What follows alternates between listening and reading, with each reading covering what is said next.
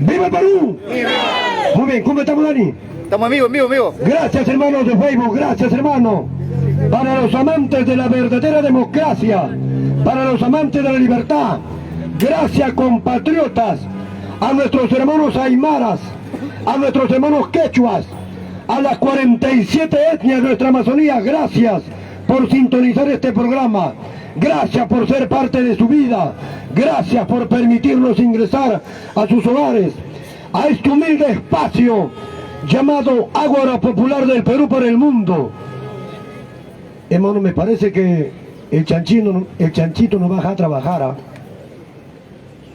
¿Verdad, hermano? Ahora te lo voy a decir por qué. ¡Viva el Perú! ¡Viva! Hermano, para los que no me conocen, bueno, soy Augusto de Congas. ¿La dijo? De Congas es mi apellido. ¿Ya? Muy bien. Muy bien. Voy a tratar un tema, cómo los medios de prensa engañan. Escuche esto atentamente, hermano, ¿ya? Ya. Para que no me interrumpan, voy a dar opción a dos personas que pasen acá para que puedan hablar a su libre albedrío. Dos personas. Si quieres puedes mandar saludos a tu pueblo, puedes opinar sobre coyuntura política. ¿Ya, hijo? A ver, dos personas. Para que no me interrumpan, mis hermanos. A ver, ¿quién es el primero? 3 minutos. Para que se hagan famosos. ¿Quién? Puros chunchos han venido el día, carajo. Puros chunchos. Por eso, hermano, siempre recomiendo acá. Hay que leer un libro que se dice Psicología de Masa de Sigmund Freud.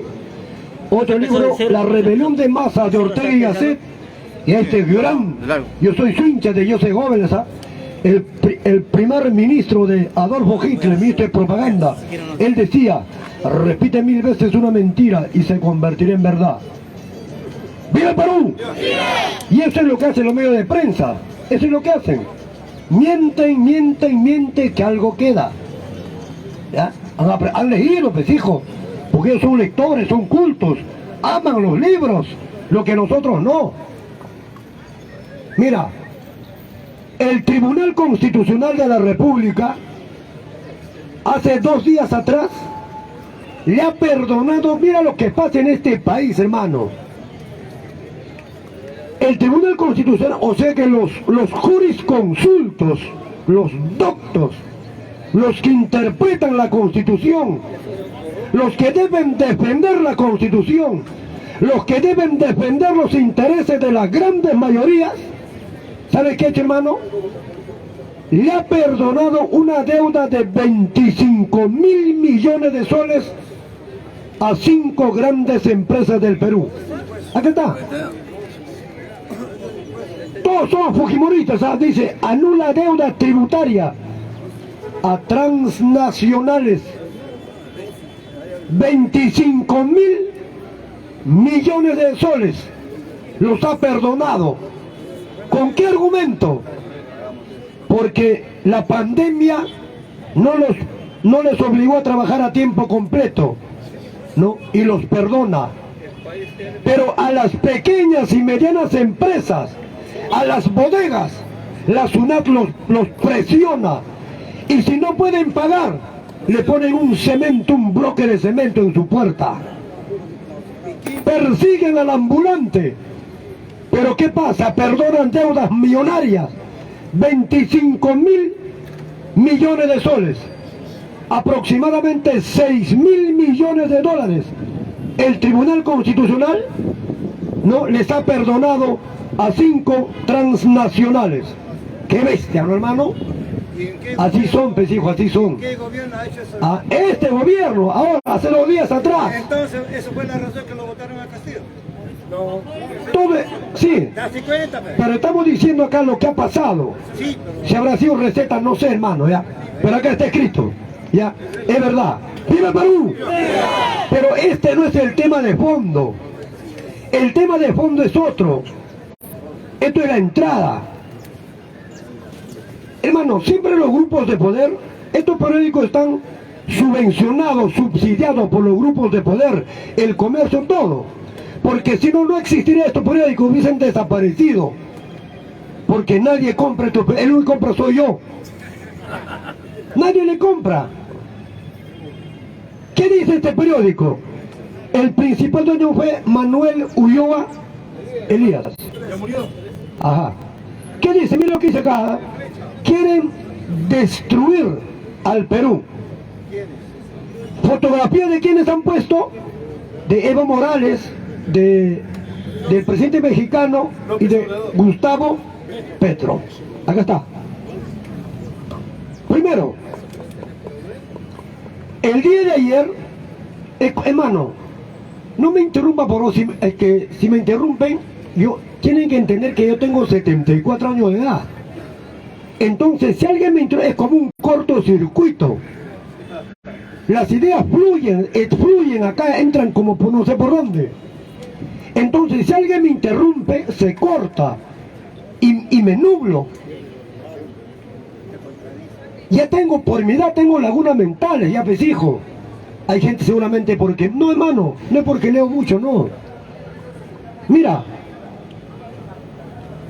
Primero, ¿qué cosa dijo ayer la señora Keiko Fujimori? Vamos a explicarle un rato al pueblo peruano, ¿ya? Para entenderlo, pues hijo, para saber. Cuando habla tiene que hablar con propiedad. Porque si no conoces lo que dices, estás perdido. Y una persona que sabe lo que está diciendo te pregunta, ¿y por qué usted emplea esto? Si no sabe, ¿qué le vas a decir? ¿Ah? ¿Qué cosa dijo ayer la señora Keiko Fujimori? Dijo lo siguiente: ese rojo de Petro no debe meterse en los asuntos del Estado. Ese rojo, sí. Hay leyes internacionales que prohíben que otro Estado o gobiernos de otros países se inmiscuyan en los problemas de un Estado. Es cierto eso. Pero ayer lo que dijo la señora Keiko, dijo, ese rojo de Petro no debe de meterse en el Estado. Muy bien. ¿Cuántas personas acá estima que hay, Leo? 300. ¿Tendré acá 300 soles? 20 soles. A ver, ¿dónde está el notario público? Ahí está mi notario. El único que tengo, pero voy a hacer un sacrificio, porque me gusta premiar al culto, al lector, al que sabe, al que conoce. Hay que premiarlo para incentivarlo. La pregunta es, ¿en qué situación histórica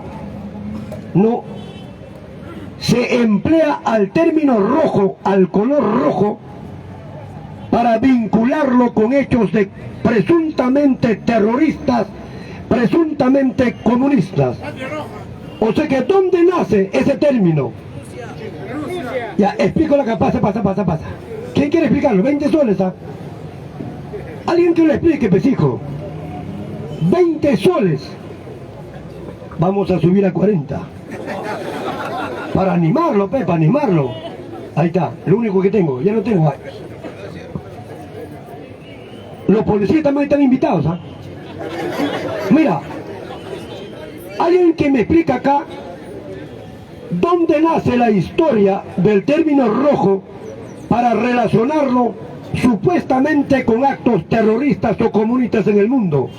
Luego esto porque el día de la señora Keiko Fujimori dijo ese rojo, pero la pregunta es, esa señora que verdaderamente no se conoce de qué nacionalidad es, ¿sabrá la génesis del término rojo para vincularlo con actos de terrorismo en el mundo?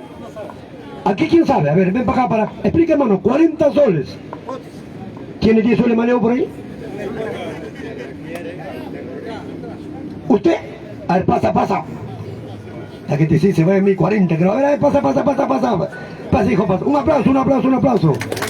40 soles, ¿ah? No hay problema. Espera, ¿estás apurado? Nos va a explicar en qué hecho histórico nace el término rojo que luego se vincula supuestamente con actos de comunismo, terrorismo. ¿Cuál es tu nombre? Sácate la máscara. Sácate, carajo. Ya, listo, acá. Bueno, ese lo hace la CIA, la CIA lo hace para que echen la culpa que son terroristas, la CIA y Estados Unidos, ese lo hace. Hazte 20 planchas por 20 planchas. Otro. Oye, otro. Me salvé. ¿Usted? Ya pasa. Paso ligero. Ya, hermano, ¿dónde está Dani? ¿Dónde está Dani? Oye, enfoca la cámara. A ver, despacio, pensé despacio, claro, pues hermano. Espera, tranquilo, acá. Son 40 soles, ¿ah? Ya. Mira esa. Mira, la pregunta es, ¿dónde está la génesis del término rojo que luego lo relacionan supuestamente con actos terroristas o con el comunismo en el Perú con Sendero? A ver, caballero. La respuesta está en el WhatsApp, en el TikTok. Los que han visto, vamos a relacionar si es cierto lo que piensa. Antes de Lenin, ¿quién dominaba Rusia? El zar. ¿Tenía bandera? Y cuando Lenin ganó, ¿cuál fue su bandera? Rojo, ¿sí o no? Y de ese rojo, muchos prosiguieron, pero el segundo país que se parecía a ese rojo, ¿quién fue? China. Antes de China, ¿tenía bandera? Chiang Kai-shek y Sun Yat-sen. No tenía. Mao aplicó el rojo. Esos dos. Entonces a la derecha mundial, o sea, Inglaterra, Francia, Alemania, empezaron a decir rojo. Luego viene Estados Unidos y se convierte en una potencia después de la Segunda Guerra Mundial. Por los intereses propios de Estados Unidos, invade Corea, invade Vietnam, porque había dos posiciones mundiales, la izquierda y la derecha. La izquierda, ¿quién eran los países? Rusia y China. Y la derecha, ¿quién era? Estados Unidos y Europa. Guerras civiles en América, guerras civiles en África, compitiendo a los dos. En ese tiempo la gente tenía la palabra empeñada, porque había dos posiciones. La derecha argumentaba su posición, la izquierda argumentaba. ¿Dónde se demuestra esto? Ustedes que han sido jóvenes, 10 años, 15 años, 20 años, en las universidades había polémica, ¿sí o no? Hoy día no hay. ¿Dónde se malogró todo ese sistema de dos posiciones? ¿En qué año se malogró esas dos posiciones? ¿Quién fue el derrotado? ¿Recuerdan el muro de Berlín? ¿En qué año se derrumbó el muro de Berlín? El 89, cerca del 90. A partir del 90 quedó un poderoso, Estados Unidos, y aplicó el capitalismo salvaje, aplicó el neoliberalismo, aplicó nuestra nueva constitución 93. Ahí empieza, de ahí del 90 empieza la corrupción, que tanto hablamos. No hemos cambiado la constitución, hay que cambiarla. ¡Viva el Perú! Cuando dijo Rusia me asustó, ¿ah? Pero cuando se salió de Rusia, ya respiré hondo. Ya. Mire, hermano, es bueno saber, mira, vamos a explicar ya. ¿O alguien más tiene una respuesta? Bueno, eso yo lo relaciono, sí. Mira, escucha atentamente, hijo, el término rojo. ¿Sabe dónde está la génesis del término rojo? Mira, el 20 de enero del año 1905, un cura de nombre Gabón en Francia dirigió una gigantesca manifestación de más de 150.000 personas. Él los dirigió y él los condujo. ¿Hasta dónde? Hasta el Palacio de Invierno. ¿Qué cosa era el Palacio de Invierno en 1905? Era la morada del zar, del último zar ruso, Nicolás II. El zarato gobernó 400 años Rusia. El último zar, Alejandro II, 150.000 protestantes, 20 de enero de 1905. ¿Qué cosa buscaba ese padrecito Gabón? Buscaba entregarle al zar un pliego petitorio donde pedía pan y libertad. No, pan y libertad, lo que los zapritas se copiaron. Copiones son, hermano, eso nace en Rusia. Pero antes de Rusia nace la Revolución Francesa también, 1789. Entonces, el zar Alejandro II en vez de no escuchar a su pueblo, en vez de recibir el pliego petitorio, envió a su ejército 10.000 soldados a caballo. Envió a masacrar a su pueblo. Más de 10.000 muertos. Fue el 20 de enero de 1905. Ese hecho Lenin lo calificó como una premonición para una futura revolución. Y cuando octubre de 1907 termina la revolución con el triunfo de los bolcheviques, entonces se tenía que formar un ejército para combatir al ejército blanco. La guerra civil que duró hasta el año 1923. Lenin le da la dirección del ejército ¿a quién? A León Trotsky, que después también fue asesinado en México. Muy bien, León Trotsky buscaba ponerle un nombre a su ejército y se basó en esa historia del 20 de enero de 1905 que Lenin lo había calificado como el día sangriento o domingo rojo. O domingo rojo. Entonces, ahí nace la historia, domingo rojo o domingo sangriento, 20 de enero de 1905. Entonces, cuando León Trotsky toma el control del ejército para combatir al ejército blanco, guerra civil, le pone el nombre de Ejército Rojo. Pero te pregunto, hermano, esa revolución rusa de 1917, ¿contra quiénes luchaban? Contra un zar que era indolente, que era indiferente a su pueblo. Ahí está el inicio del término rojo. Por eso ahora lo han vinculado con el terrorismo. O sea que Lenin fue un terrorista. Grandes luchadores. Lenin quería implantar el socialismo, pero él se dio cuenta que el socialismo tampoco no iba a dar. ¿Y qué es el socialismo? Dice bien claro, en un país socialista, el proletariado debe de tener el control de los medios de producción. Mejor dicho, debe gobernar el artesano, el agricultor, el campesino. ¿En algún país del mundo gobierna el agricultor, el artesano? Entonces no existe socialismo. ¿Está claro? Ahí nace el término rojo. ¡Viva Perú! ¡Viva! Con mi 40, ¿dónde está? Se queda calladito, ¿eh? Muy bien. Vamos a explicar esto. ¿Qué dice acá? Quieren destruir al Perú. Atrás en la página dice también los rojos. Hermano, dice, estos señores quieren destruir al Perú, por eso se han unido. ¿Sabe por qué hablan así? Porque ningún país latinoamericano reconoce a Dina Boluarte como presidenta del Perú. Ningún país lo invita a un acto oficial a la señora Dina Boluarte. Todos los países hablan de que esa señora ha cometido un genocidio andino. Hace 3 días atrás Amnistía Internacional se pronunció y dijo: señora Dina, deja de masacrar a tu pueblo.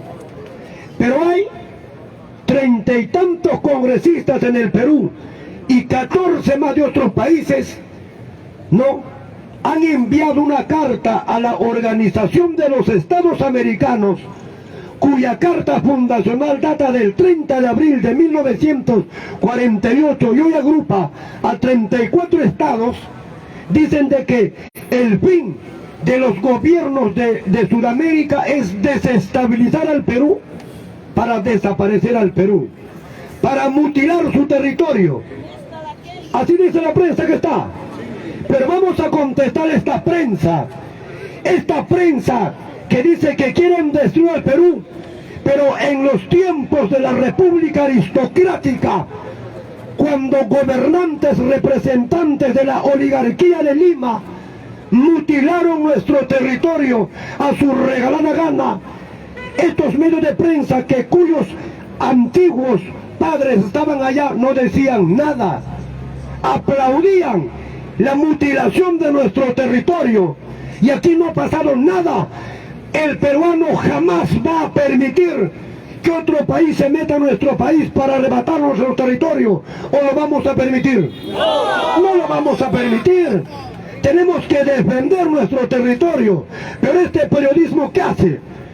¿Cómo se cataloga este titular o esta primera plana del Diario Expreso? ¿Sabes qué es? Es un psicosocial. ¿Sabes cómo se llama esto? Terrorismo blanco. Este tipo de noticias se llama terrorismo blanco. ¿Qué es terrorismo blanco? Confundir a la población. Confundir con información falsa. ¿Para qué? Para crear en la población un temor, un miedo, con el fin de que ellos permanezcan en el poder, con el fin de rechazar el pronunciamiento de otros gobiernos. Eso es la derecha. Estos títulos son mandados por los dueños del Perú, por los monopolios, por los oligopolios que quieren seguir gobernando este país. En este momento, hermano, los lobos están gobernando a los corderos. ¡Viva el Perú! ¡Viva! Muy bien, vamos a explicarle, hermano. Agarra este. Mira, estos dicen que van a luchar para que no mutile nuestro territorio. Señores, Diario Expreso, para el Perú entero. Yo soy Augusto de Congas. No me van a decir, hermano, que ahorita he leído, no. Te voy a demostrar. Si puedes escribirlo, escríbelo. Si puedes grabarlo, grábalo. Esto casi nunca lo hablo, pero lo voy a hablar por ese titular de este periódico. Hermanos, escuchen esto atentamente, es historia pura. Cuando don José de San Martín, que fue financiado por los masones ingleses para detener el imperialismo español, cuando este señor, aquel 28 de julio de 1821, proclamó la pseudo independencia de nuestro país, este territorio peruano tenía una extensión de 3.190.363 kilómetros cuadrados. Vuelvo a repetir, tenía 3.190.363 kilómetros cuadrados cuando San Martín proclamó la pseudo independencia del Perú. Han pasado 201 años de vida republicana. Hoy, ¿cuánto tenemos? 1.285.216 kilómetros cuadrados de territorio. ¿Cuántos territorios nos mutilaron? Y sin guerra. Sin guerra. Ahí va. El primero. 1851 gobernaba el Perú José Rufino Echenique. Este señor es abuelo del autor de Un Mundo para Julius. ¿Cómo se llama? ¿Cómo se llama el autor de Un Mundo para Julius? Alfredo Breis Echenique. Leo, ¿dónde? ¿Dónde el profesor Leo? Ya sé, fue Leo. Mira, este señor Alfredo Breis Echenique, José Rufino Echenique, abuelo del autor de Un Mundo para Julius, gobernaba el Perú en el año 1851. En su gobierno, este señor firma un tratado con el Brasil. El tratado se llama Libre Navegación por el Amazonas. ¿Sabes cuánto de territorio le regaló el Brasil? 80.000 kilómetros cuadrados. No quería hablar, hermano, pero no voy a hablar. Porque estos periódicos mienten, trae para acá. Esto es mentira. Si fueran verdaderos periodistas, dirían al Estado, al pueblo peruano, cómo se mutiló al territorio. ¿Y quién no lo hicieron? Los que hoy critican a estos gobiernos, o los antecesores que hoy critican a estos gobiernos. El pueblo peruano jamás va a permitir que ni un solo centímetro de nuestro territorio sea cedido a potencias foráneas. ¡Vive Perú! ¡Viva! 2. 1851, 80.000 kilómetros cuadrados se regaló al Brasil. Hermano, ¿alguien ha leído el tratado que se llama Velarde Río Branco? 1909, exactamente 9 de septiembre de 1909. Lean ese tratado, Tratado Velarde Río Branco. ¿Quién lo firma? El más grande mutilador del territorio peruano, Augusto Bernardino Leguía. En ese tratado Velarde Río Branco, este señor le regala a Brasil más de 247.000 kilómetros cuadrados de territorio. 247.000 a más lo regaló al Brasil. Pero Augusto Bernardino Leguía no se quedó contento. El 9 de septiembre de ese mismo año, 1909, firma con Bolivia. ¿Cómo se llama el tratado que firmó con Bolivia? ¿Quién sabe? Que hay 300 personas. Esto cuesta, hermano. Yo te dictara clase, no podrías pagar lo que yo voy a cobrar. Pero por eso quiero que entiendas y comparte esto. 9 de septiembre de 1909, el tratado con Bolivia se llama Polo Bustamante. Antes de ese tratado del 9 de septiembre de 1929, el Perú era dueño de todo el lago Titicaca y sus principales vertientes, el Ramis, el Coata y el Suche, que hoy son bolivianos. Gracias a Augusto Bernardino Leguía, que en el año 1924 construyó este Hotel Bolívar en homenaje al centenario de la batalla de Ayacucho del 9 de diciembre de 1824. Este mismo señor Augusto Bernardino Leguía erigió ese monumento a San Martín el 27 de julio de 1921 en el primer centenario de nuestra pseudo independencia. En ese tratado Polo Bustamante con Bolivia, este señor le regala, hermano, 110.000 kilómetros cuadrados a Bolivia. Y no se quedó contento con eso. Recordemos que Augusto Bernardino Leguía gobernó el Perú 2 periodos, de 1908 a 1912 y de 1919 a 1930, lo que se conoce como el oncenio de Leguía, por supuesto, para los que han leído. En su segundo gobierno, 1922, Leguía firma un tratado secreto con Colombia. ¿Cómo se llama ese tratado secreto? ¿Quién sabe? ¿Cómo? Salomón Lozano. El tratado secreto de 1922, Salomón Lozano. Pero ese tratado secreto no lo cumplió. ¿Hasta cuándo? Hasta el 17 de agosto de 1930. El 17 de agosto de 1930, Leguía da cumplimiento a ese tratado de 1922. ¿Qué hace? Le regala a Colombia todo ese hermoso puerto de Leticia que fue fundado por compatriotas loretanos. Pero en los colegios, cuando estudiábamos, yo estudiaba geografía, me decían de que el trapecio amazónico es peruano, pero no es peruano, es colombiano. Antes de ese tratado, nuestra frontera con Colombia era el río... Fuerte, fuerte. El río Caquetá. Hoy es el Putumayo. Le regaló, hermano, 127.000 kilómetros cuadrados a Colombia. Pero nunca explicó, nunca dijo por qué lo había donado. Pero no lo vendió, lo regaló. Pero yo sé por qué lo regaló. Yo sé por qué lo regaló, por qué le entregó a Colombia. Eso va a ser tema de otro día. ¿Tú quieres aprender todo en un solo día? ¿Ah? Tranquilo, pues, hijo. Muy bien. ¿Recuerdan ustedes, hermano, el Tratado de Ancón? Y ahí voy a partir solo, hermano. 10 soles, barato es eso. Ese como cuánto es 1 más 1 es 2. ¿Tiene 10 soles ahí? Los misios vienen acá. 10 soles va para.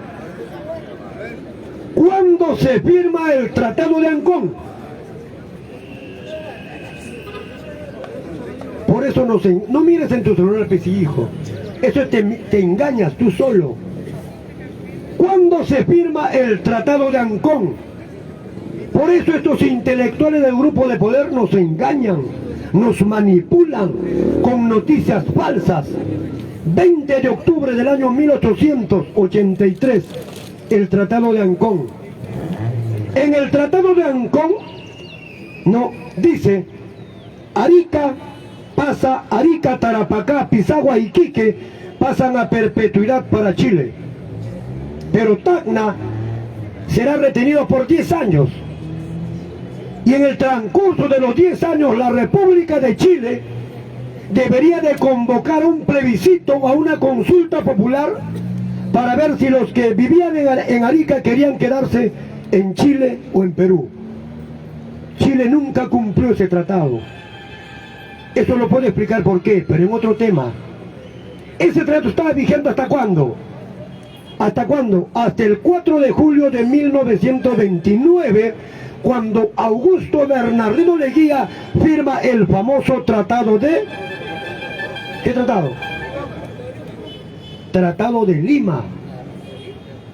1929, el Tratado de Lima. Ese Tratado de Lima, ese mismo día, Tacna regresa al Perú y Arica se queda definitivamente con Chile. Uno de los 14 hijos que tuvo Mariano Ignacio Prado, gobernaba el Perú, ¿cómo se llama este señor? Manuel Prado Ugarteche. Como sabrán algunos, para los que han leído, por supuesto, en el año, entre enero y febrero del año 1941, el Perú tuvo una guerra con el Ecuador. El Perú le ganó la guerra. Y como consecuencia se firma el Tratado de Amistad Límites con el Ecuador. El 29 de enero de 1942. Nosotros le ganamos la guerra. Único en el mundo que un país que gana una guerra cede territorio al enemigo. ¿Qué territorio? Sucumbios. Más de 110.000 kilómetros cuadrados le regalaron a los ecuatorianos. ¿Quién? Manuel Prado Ugarteche. Tres preguntas. Todo el petróleo de Ecuador. Y con esto este periódico nos quiere decir que van a mutilar nuestro territorio. Señores de Diario Expreso, no engañen al pueblo. Si ustedes quieren decirle la verdad al pueblo, cuéntenle la verdadera historia, cómo sus presidentes de ustedes mutilaron nuestro territorio. Pero ¿sabes quién fue el más grande mutilador del Perú? ¿Quién fue? Aparte de él, ¿quién fue? Simón Bolívar. Simón Bolívar. Mira. Pero, escucha, hijo, ¿cuál es la figura que nos han vendido de Simón Bolívar? Nuestro libertador, ¿no? Nuestro libertador. Pero muy bien, vamos a explicar este caso. El Perú era todo el Tahuantinsuyo, que abarcaba desde todo Puno, el río Lobo en Chile, Tucumán, Argentina, hasta la provincia de Pastos en Colombia, en el actual departamento de Nariño. Así era la extensión del Tahuantinsuyo. Y Bolivia era parte del Tahuantinsuyo, era el Alto Perú. Y en el Alto Perú floreció una de las culturas preincas, el Tiahuanaco. De ahí salió Manco Cápac, que en el año 1200 de nuestra era, para fundar de lo que después sería la poderosa civilización del imperio de los incas. Pásame ese libro que te di. Ahí está, acá está mejor, disculpa, acá afuera está. Este es un libro que lo he traído para explicarles. ¿Qué dice acá? El legado de los imperios. Lógicamente, acá no tocan al imperio de los incas. Pero el imperio de los incas, hermano, había ciencia, había tecnología. La ingeniería lítica hidráulica estaba muy avanzada. Pero todavía hay intelectuales que nos hacen creer que Machu Picchu fue construido por extraterrestres. Ya, es falso, lógicamente es falso. Entonces también el Taj Mahal, 1632 lo construyeron los extraterrestres. ¿Se dan cuenta? Cómo tratan de mitigar o de subestimar esa poderosa civilización del imperio de los incas. Acá lo tocan, pero brevemente. Este no se vende, este libro no se vende, hermano. Esta es una colección de Augusto de Congas. ¡Viva el Perú! Mira entonces, hermano, ¿qué es lo que pasa acá? Mira, entonces, ¿qué cosa quieren hacer con nosotros? Nos mienten, nos engañan. Estamos con Simón Bolívar. Este señor empieza con mutilar nuestro territorio. Este señor Simón Bolívar no quería al Perú, porque lo consideraba una nación rebelde. Este señor decía: mientras existe el Perú, mi gran Colombia no va a progresar o no se va a expandir, porque sabía de nuestra rebeldía, sabía del coraje de nuestros hermanos altoandinos, sabía el coraje, carajo, sabía la historia de Basilio Auqui Huaytaya, ese montonero, ese señor, ese morochuco a caballo. Levanten la mano los ayacuchanos. Ahí está Ayacuchano, con miedo tojú. Levanta, carajo. Con fuerza, yo soy ayacuchano. Levanta, Ayacuchano.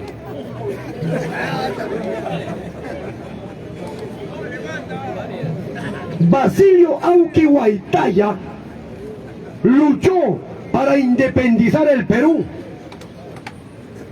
Este señor, en un acto patriótico, el 19 de octubre del año 1814, proclamó la independencia de su natal Pampa Cangallo.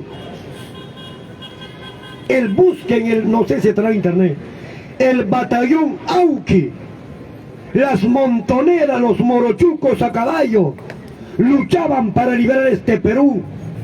Nos estamos saliendo del tema. Simón Bolívar empezó a mutilar nuestro territorio. ¿Cuándo y dónde? El 6 de agosto de 1825, en el famoso Congreso de Chuquisaca. ¿Qué cosa era Chuquisaca? Capital del Alto Perú. Ahí este señor Simón Bolívar se reunió con los notables de Chuquisaca. Como ahora, ¿a quiénes llaman notables? A esos momentos, ¿a quiénes llamaban notables? A los criollos, hijos de españoles nacidos en estas tierras. Con ellos se reunió y un cura le propuso y le dijo: señor Simón Bolívar, si de Rómulo derivó Roma, pues que de Bolívar derive Bolivia. Es cierto. ¿Quién fundó Roma? Rómulo. ¿Cuándo lo fundó?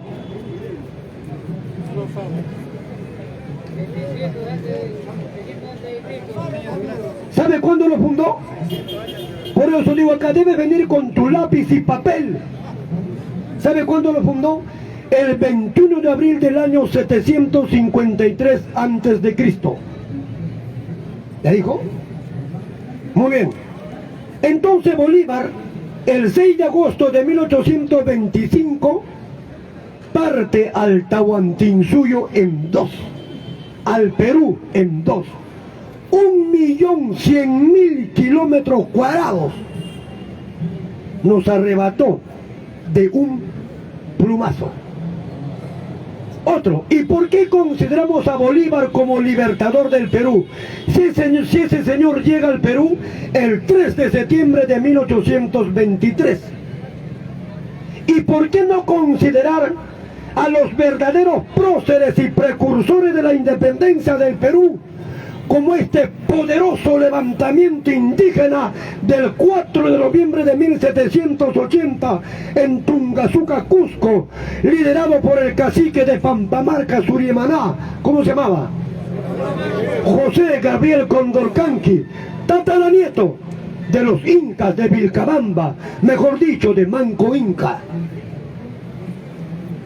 Bolívar, el libertador del Perú, el héroe de la batalla de Junín, 6 de agosto de 1824.